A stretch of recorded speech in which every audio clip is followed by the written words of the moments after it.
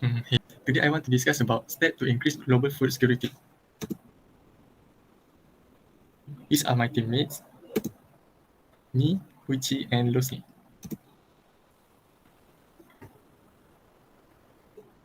What is food security? Food security is defined as having an assurance on the availability of food, as well as sufficient access to food and safe food utilization.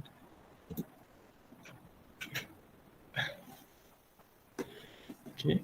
Food security divided to 4 components. There is availability of food, access to food, food utilization, and food stability.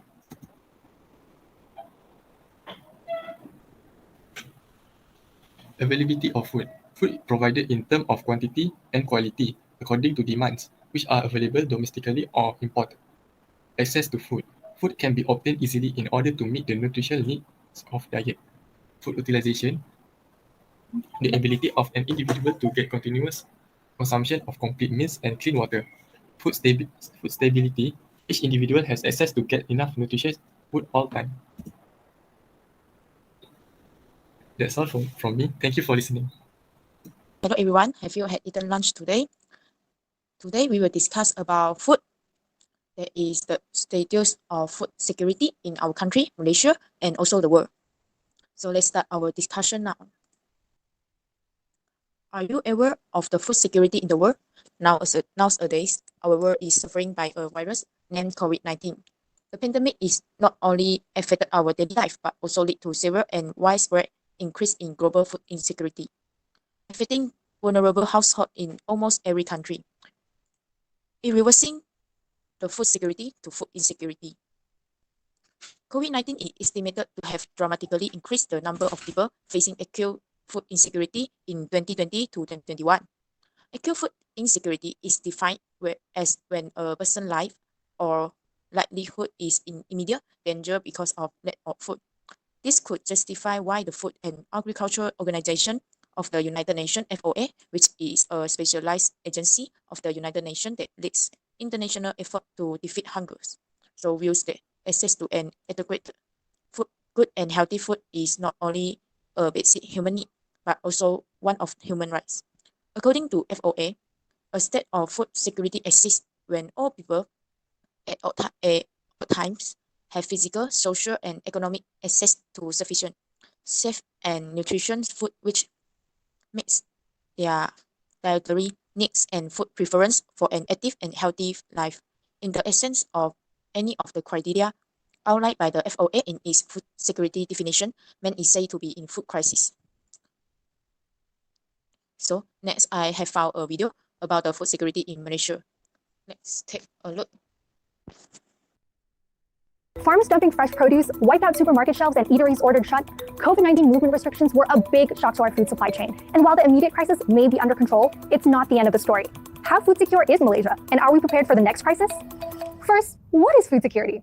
According to the UN, it's a concept that measures whether a country and its people have physical, social, and economic access to foods that meet their preferences, nutritional, and dietary needs at any given time. Okay, here's a way cooler explanation by Dr. Serena Che Omar. Imagine in Malaysia, we can produce all the rice enough for the whole country, but it is produced in Langkawi on an island. And imagine that the ferry broke down. So even if we can produce all the food, if there's no transport to bring the food to Kuala Lumpur, it is a food security issue. Now, even if we can bring the food to Kuala Lumpur, if you can't afford it, or if you can afford it, but you don't know how to cook it, it is a food security issue still. Now, interestingly, even if you can bring the food to Kuala Lumpur, you can purchase it, you can cook it, but if you consume rice every single day without chicken, without vegetables and fruits, it's a nutritional disaster. It is still a food security issue. So food security isn't just about the amount of food. It's multifactorial, basically taking into account these 4 things: availability, access, utilization, and stability. There are other ways of measuring food security. For example, the Global Food Security Index measures it by affordability, availability, and quality and safety. In other words, is there enough food readily available at a price people can afford that is suitably nutritious and safe? These 3 measures of food security are also balanced against risk factors like political stability and climate change. The rice production will go down by 30% with an increase of 1.5 degrees Celsius in temperature. Now 30% is really a lot, and it is really a big thing that will have huge impact to our rice production. The research has also showed is that we have experienced an increase in temperature between 0.6 to 1.4 degrees Celsius between 1970 to 2000. So from 2000 to 2020, similar increase will happen. So can you imagine 30% of reduction will happen? This is one of Malaysia's food security risks, along with high rates of health problems caused by malnutrition. But Malaysia is still ranked a pretty decent 28th out of the 113 countries analyzed. However, A global pandemic can change a lot. During the pandemic, we also saw another thing happening. What happened was many countries that produce food in abundance, for example, Thailand produces rice more than what they need. They're an exporter. But due to uncertainty, what they wanted to do was they wanted to keep it for themselves. They wanted to stock it up for themselves. They banned export. Now, when that happens, it affects importing countries like Malaysia. So you see, it's still a vulnerable situation. And this happens not only during pandemic. During any crisis, countries that produce food will try to stock up for themselves first. And this example was a real concern for us. Yes, we import fancy things like oysters, but we also import essentials like rice. In fact, agricultural economics professor Nasir at University Putra Malaysia pointed that with the exception of poultry, eggs, pork, and fisheries, Malaysia depends on imports of most of its food items. We produce 70% of the rice that we eat. So when Thailand and Vietnam stopped exporting, what did we do? Struck up a new trade deal with India. Crisis averted. But there's another problem. An analysis by Malaysian Institute of Economic Research projects 2.4 million job losses from COVID-19 this year. That means that some households may suddenly have less spending power. But as millions more are now cooking at home more often, the price of fresh produce has increased. If things worsen, we could have a food affordability problem on our hands. Speaking of hands, the hands that grow our food might not be around anymore. The agriculture industry in Malaysia relies a lot on our migrant workers to grow our crops. Now, officially, we rely about 30% of our migrant workers to grow the crops. In vegetables, it's about 100,000 migrants. In poultry, the percentage is about 70% migrants that's growing and feeding our chicken. And when it comes to fishing in the deeper sea, in Zone C, that is almost 100% migrant workers. Now, what happened during the MCO is that they're not covered under the pre-Hatin program. They may have lost their job, or the company that they work for may have been shut down. And so because of it, there might be a long-term loss of our migrant workers in the food systems. And that will affect our ability to produce food at our usual levels. Recap time. We already import a percentage of our food. The pandemic and MCO caused international trade and local supply chain disruptions. Job losses hit our farming migrant workers, as well as reducing the spending power of many households. On top of that, experts predict that as our population continues to grow, dietary habits change, and climate change escalates, our food security will face bigger threats. So, are all of us Malaysians going to starve soon? Well, how can we protect ourselves from future food crisis? Number one, we need to relook at the various, the various factors of food security and to make sure we holistically address them. In other words, don't just think about food supply and producing food domestically, but all the other factors of food security are not addressed. And one of our weakest link is actually we do not spend a lot of money on R&D. That's research and development. While there are future risks, there are ways we can mitigate them. What we need to do is invest in researching these methods. It takes at least about 10 to 15 years for research to do on breeding, on disease control, on good practices. And we need to do all of this now in order to reap the benefits 10 years from now so that our farming can be more productive and get done in a more safer environment. So money needs to be put in place here in universities, in government agencies, in private sector, so that we can get that kickstart that research and development in agriculture. In fact, low government spending in agricultural R&D is one of the areas we scored lowest in the Food Security Index. And let's not forget about those hands we need to grow our food. Look at all our farmers. They're not young people. They're always in the 50s or even 60s to 70s. Now, what happens when they can't do farming anymore? When they sort of retire from their practice. So we need new, fresh pool of farmers. And the young people are not really attracted to farming for many reasons. This is not a glamorous job. It is really hard work and it doesn't really pay much. Urban farming, smart farming is what we need. Like you see, if we look at the US where farming is done in a very, very large scale, you will see a huge piece of land is just managed by a couple. So it could be just the husband and the wife or the father and the son or the father and the daughter. Now, why that is possible is because of innovation and technology. The good news is, this is all on the government's radar. In fact, Minister of Agriculture and Food Industry, Ronald Kiandi, said that the younger generation are the key to the modernization of agriculture in Malaysia. And the ministry's Young Agripreneur program has already given non-monetary grants to 5,000 entrepreneurs. A cabinet committee on food security has also been announced with the intention of creating a national food security policy, prompted by the recent crisis. The policy will focus on the agri-food sector, strengthening the food supply chain, improving support and delivery services, enhancing technical knowledge and skills, as well as promoting greater compliance to standards and good agricultural practices. Well, a pandemic is a perfect recipe for food crisis, and when we are seeing it right now, there's so much of uncertainties. A lot of things, a lot of supply chain is broken. This is not going to be the last food crisis, but I think COVID will be a good teacher for us so that we get prepared and we mend all those broken links everywhere along the supply chain. Okay, so the video is very useful and meaningful for me lah. Next, we will see about the video about the global food security.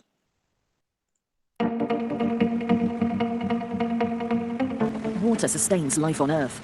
Our ancient civilizations flourished alongside reliable freshwater sources. From ancient times to modern days, agricultural and livestock production depend on this key natural resource. Agriculture is the world's largest water user, accounting for 70% of global withdrawals, but pressure on freshwater resources is increasing rapidly. In the past 2 decades, annual freshwater resources have declined by more than 20%. Population growth is a key driver of water scarcity. Socioeconomic development is another important driver, increasing water demands and shifting diets to more water-intensive foods. Moreover, Rising competition for scarce water, alongside the effects of climate change, can lead to tensions and conflicts, jeopardizing access to water. Inevitably, vulnerable populations are the most severely affected. Fortunately, we know what needs to be done to achieve sustainable water resource management. Guaranteeing environmental flow requirements to sustain ecosystem functions is crucial. Expanding and improving water harvesting and water conservation techniques can greatly benefit farmers in rain-fed agriculture. Rehabilitating and modernizing irrigation systems and adopting innovative technologies bolster water productivity in irrigated cropland and will be key to water-stressed areas. To be most effective, all improved water management practices must be combined with the best agronomic practices, such as cultivating drought-tolerant crop varieties. Non-consumptive water uses such as aquaculture and non-conventional water sources, including water reuse and desalination, offer further opportunities for more responsible water resource management. Effective and coordinated policies and governance can lead to more efficient, equitable, and sustainable water resource management. Our water resources are precious. Together, we can ensure equitable access for all and conserve this crucial natural resource for future generations.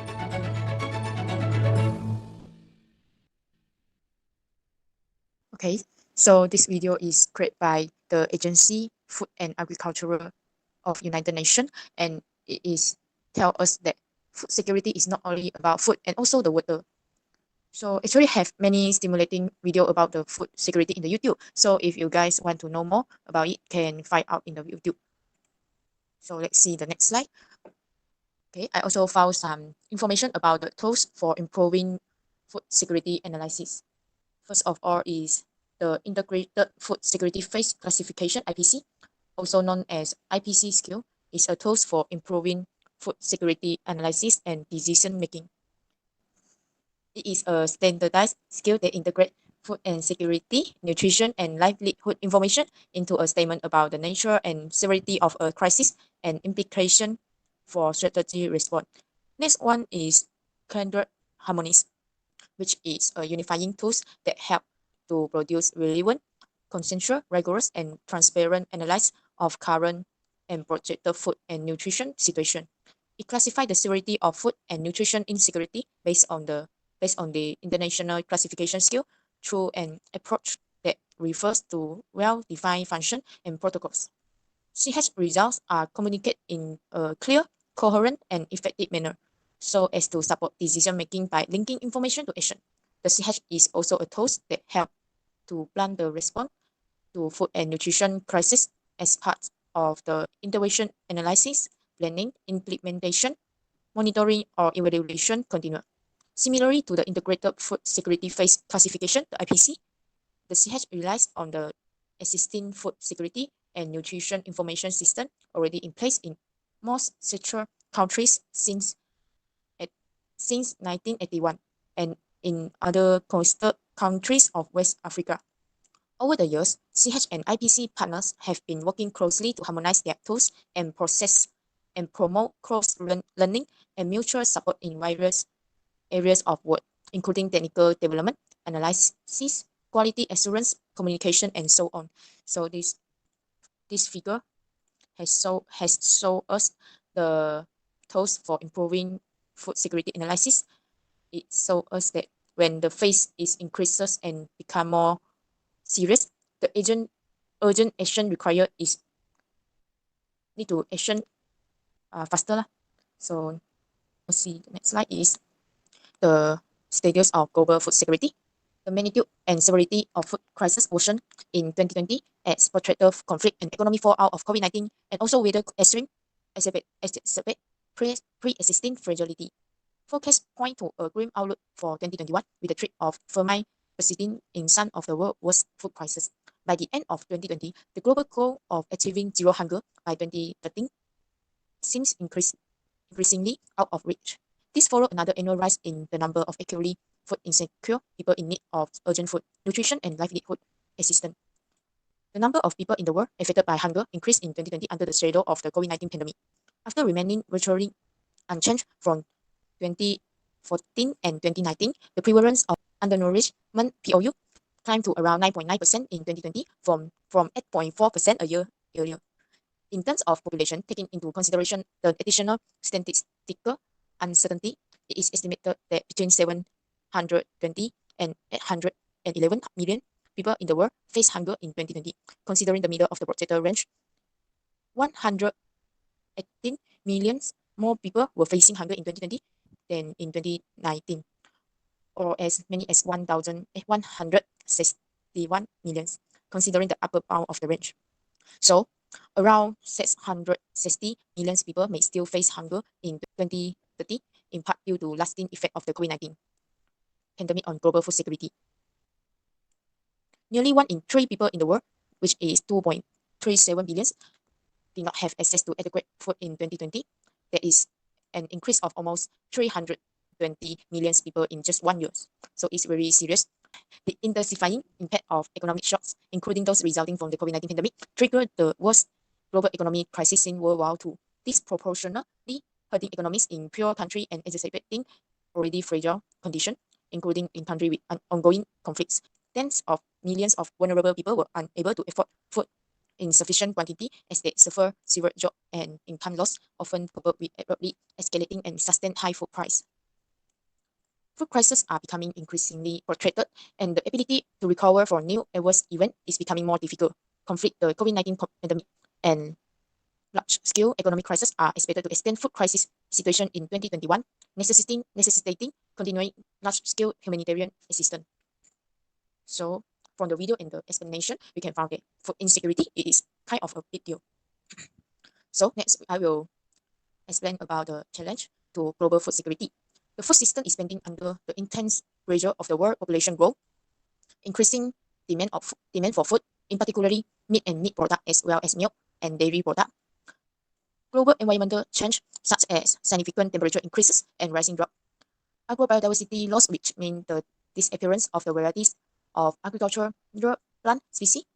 Health and diseases issues, especially human and animal, and also increase the food prices, the food loss and food waste, which is almost 1.3 billion tons per year, will have a disadvantageous impact on global food security. So, firstly, which the most serious challenge to the global food security is the global environmental change. Global environmental change refers to the totality of changes of natural and anthropogeny in origin, underway in the Earth system from ecosystem to climate change. Animal agriculture affects these changes through the landscape ecosystem and the biogeochemical cycles such as nitrogen cycle and water cycles it affects, and is also affected by these changes in some cases significantly and must adapt to them in order to provide the quantity and affordability of animal protein expected by society. This adaptation in turn has important implications for sustainable production. By the end of this century, the global average temperature is likely to increase by between 2.6 and 4.8 degrees Celsius. The significant temperature increases and rising drought are projected for much of the global land areas currently devoted to food animal production and crops used to support production worldwide. Overall, global climate change occurring in tandem with land use changes rises a series of food and feed availability and quality problems for animal agriculture. For aquaculture, freshwater system will be subject to many of the changes anticipated for terrestrial systems such as flood, drought, and water availability. Marine-based system will be subjected to changes in sea surface temperature, ocean acidification, and other related marine environmental variables such as wind velocity, currents, and wave action. The second challenge is food prices. The global food crisis that began with a sudden increase in global food prices all over the world at the end of 2007 and 2008 resulted in an increase in the cost of the food product imports, especially in developing countries dependent on import, and had catastrophic effect on the household budgets. The increases in price is being fueled by the most of the poorest people. The food crisis play its part in the increases in the number of undernourished people all over the world. In 2009, the number of undernourished people existed 1 billion. On one hand, there is a growing number of undernourished people, while on the other hand, the obese, whose number is estimated at around a billion. The worldwide problem of obesity is connected not only the changes in life scale, such as improper dietary habits, low physical activity and stress, but also with the increases in food prices and its correlation to nutritive value of food and production costs. The third challenge is the overpopulation. The rapid growth of the world population resulting mainly from the high birth rate in the developing countries, mostly Africa, as well as in some countries of Asia, South America, means that feeding the population is one of the most important issues in the modern world. There are serious disproportion in the level of nutrition of the world inhabitant, resulting from the uneven distribution of the production. For instance, the largest areas of food demand are not the same as the largest area of food production, and also the integrated distribution of food, as well as improper political and institutional solution. It should be emphasized that climate change causing drought, flood, and other disasters will have a disadvantageous impact on global food production ability. In addition, the loss of agricultural biodiversity is also a challenge to global food security. The agricultural biodiversity is the subset of biodiversity that contributes to agriculture and food production. It includes all the plants, animals, and microorganisms that support the production of food by keeping soil fertile, pollinating plants, purifying water and air, fighting crop pests and disease. Biodiversity in agriculture includes in addition to natural habitats and wild species of plants and animals, including genetic resources for agriculture, which consist of local crop varieties and live and livestock breeds. Diversification of agriculture is the only and most important method of achieving food security in a changing climate. The greater number of species and varieties in one field or in a single ecosystem, the greater the likelihood that some of them can cope with changes in the environment. The diversity of species also decreases the probability of occurrence of diseases and pests, reducing the number of organism hosts on which they could develop. Agrobiodiversity is the edible plant and animal species that feed each and every one of us, holds the key to future food security. At the same time, the same pressures that are driving the mass extinction of wild biodiversity are also affecting agricultural biodiversity. For example, habitat transformation, deforestation, invasive species, and climate change. It also leads to disruption in pollinators and natural pest control. Loss of wild biodiversity can lead to erosion of genetic diversity, like the wild relative of crops, which are a valuable source of traits for breeding, which reduce option for breeding new plant varieties better adapted to climate change. Moreover, food loss and waste of food are two different issues. Food loss occur primarily in the low-income countries as a result of the lack of adequate infrastructure. Food loss occur mainly at the production stage, and loss at the stage of consumption are much smaller. The production and inadequate storage generates approximately 40% loss of food.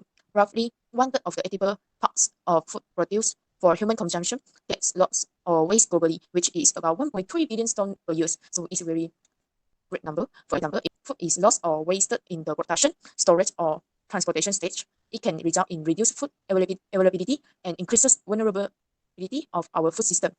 Furthermore, food loss also constitutes a waste of resource used to produce this food. For example, water, land, energy, labor, and capital. Last but not least, the considerable challenge to the health and well-being of animals and humans are presented by animal disease pathogen. Understanding and developing effective measures to control animal infection diseases are sometimes problematic, mainly due to the lack of direct and continuous monitoring of the animal status, as would otherwise occurs with humans. The majority of these pathogens also have the ability to have a long period of career status in host animal. Animal diseases are severely affecting the production of food animal and disrupting regional and international trade in animal and animal products. The burden of these diseases involving the loss of animal and biological diversity and the lowering of the production efficiency is generally much less well known or is underestimated. The feces of animals, particularly cattle, are considered the primary sources of this bacteria, and major routes of human infection include consumption of food and water contaminated with feces, and to a lesser extent, contact with live animal. Human infections are often asymptomatic or result in uncomplicated diarrhea, but may progress to bloody diarrhea, kidney disease, and death. Diseases affecting livestock or crops can have the wasting effect on food availability, especially if there are not contingency plans in place. So, to sum up, food security is very important to notice since it is related and give impact to every human being in the world. Global food security is not only always about taking care of the food that is ready to be consumed by people, but also how this food can begin, how human can get access to integrated food, and how every country food security condition is different. There are some aspects that each country needs to improve so that food insecurity will not happen to their country. Global food security must be noticed when it concludes all human activity in gaining global food, since it is every human rights and consume adequate food. This global food security also helps countries to determine their own policy and food system in order to get sustainable food consumption, such as how they should improve in agricultural sector and livestock sector. In order to overcome or develop the conditions of global food security, there are some international organizations, such as United Nations, that take part in maintaining and developing food security, whether with nutrition, food system, and sustainability of food security. Some international platforms also take part in avoiding food insecurity, such as Committee of World Food Security. However, I believe global food security does not only have to be taken care by government or even international relations. Every human being is also responsible to contribute into the development of global food security, even though it only comes from one small action. So that's all from me. Thank you. So next one is Rosny to explain to us the importance and the step to improve biodiversity. Hi guys, today I will be presenting about the importance of food security. So growth in the agricultural sector has been found on average to be at least twice as effective in reducing poverty as growth in other sectors. Food insecurity, often rooted in poverty, decreases the ability of countries to develop their agricultural markets and economies. So what we have read is the lack of food into poverty. Also without food, there's poverty, like not financially, but also like our healthy is not good without food. So basically without food, we won't be able to be productive citizens of the country. That's why, for example, like if you're going to an exam today and you don't get breakfast, your mind will tend to focus on more on your empty stomach, like grumbling stomach, rather than getting a low score. So yes, the same with the economically speaking, like if we have low production on food, the economy of the market will not thrive. So therefore the country will be poor, so it results into poverty. So access to quality nutritious food is fundamental to human existence. Secure access to food can produce wide-ranging positive impacts. So there is the list, it's just 5 positive effects of food security, and this includes economic growth and job creation. So when there's a high demand in food, you're gonna need a lot of laborers because food won't grow on its own. You're gonna need farmers, you're gonna need a fisherman, and a lot more like factory workers. So a high demand on food will also lead to a high demand in employees. So there will be a lot of jobs created, basically. So the next is poverty reduction. As I mentioned earlier, more food, more money. Like lesser food, the least healthy we are. The less productive you are, food is everything because food is human basic need. We need food. Like without food, we're nothing. Will you be alive without food? So definitely no. So the next one is the trade opportunities. Trade is basically about, I don't know, but back in Philippines, we used to massacre Jews. Didn't need a lot of access, so we had to give it off and trade it for something else. For an example, the Philippines has $3 million worth of rice, and China, let's say America instead, has also $3 million worth of bananas. So we're gonna exchange the rice for bananas and vice versa. So yeah, it's important to manage your supplies properly. So you need to trade with your food. Trade happens like there's a lot of trade opportunities in markets that we don't know. A lot of exports and imports are going on. The next one is increased global security and stability. So this means that, of course, when you have, let's say, for example, if the world has at least 10 years of food supply, like for the 10 years, we don't even have to matter farming, fishing, or anymore, because we have a lot of food stocks, like we can store a lot of food for 10 years. Do you think the world will be still suffer for food? No way. So this is like a really big issue, especially in Africa. We know that Africa suffers a lot when it comes to poverty and lack of food hunger. We should be grateful enough that we are able to eat 3 meals a day because people in Africa don't even eat anything. For example, some of the people, they will eat some grass instead of food. So last but not least, improved healthcare. If you don't eat, no food to eat, rather, do you think we will be productive? Do you even think you're gonna live today? I don't think so. So without food, you're gonna function well. You're gonna look like skeleton, or you will rather die. So the next slide is about steps to increase global food security. The first step is reduce food waste.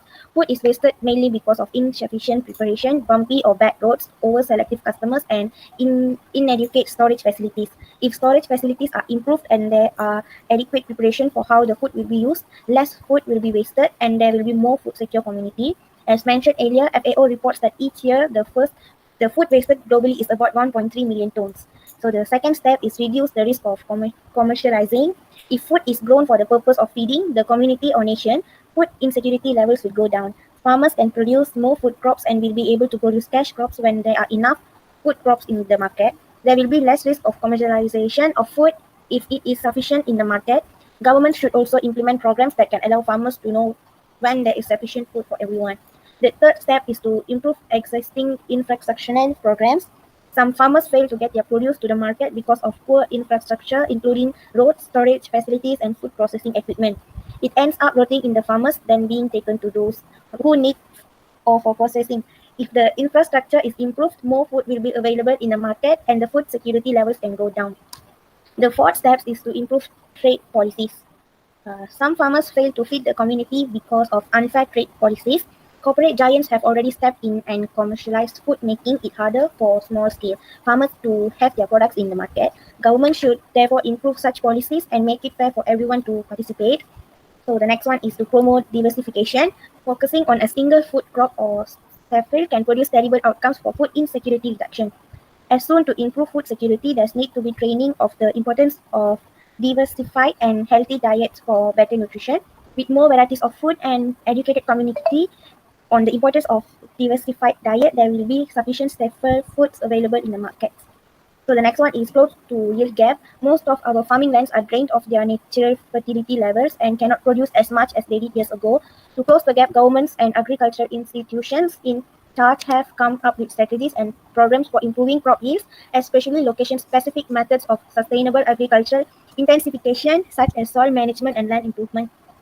Land conversions should be avoided as it encroaches into natural habitats and forests and affect biodiversity and wildlife and increases GHG emissions. The strategy or program set up should ensure food is available for all and that wildlife and forests are not affected. The last but not least, the last step for increase the global food security is to work towards defeating climate change. Climate change is really affecting our lives and the production of food. If we fight climate change and farm sustainability, we will be able to ensure there is enough food for us and future generations. It is an additional step in fighting food security. Thank you. That's all for now.